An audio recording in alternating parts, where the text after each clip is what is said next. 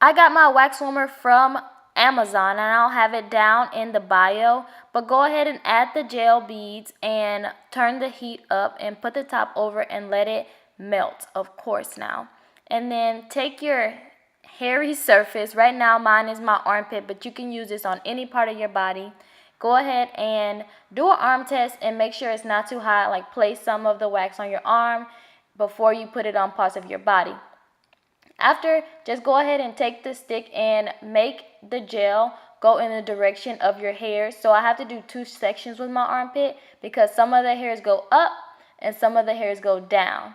And then you see me at the end kind of like making this swoop tail, this little circle at the end, because that is where you're going to have to pull the hair up.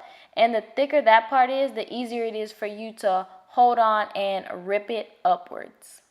The wax dries extremely quickly, and after I've placed it on there, I pat it down to make sure it's super stuck, and then on the end I begin to pull it upwards so I can go ahead and get a fantastic grip. Once you have it pulled upwards, this will make it so much easier for you to go ahead and rip it. If you're new to this, it might hurt a lot, so just press down on it after you've ripped it so you can take off less pressure. And so these hairs are going upward, so that's exactly how I'm going to make the wax get onto my armpit, is upwards. And again, you'll see me making a little swoop at the very top because I have to pull downwards. And you want to pull in the opposite direction that your hairs are going.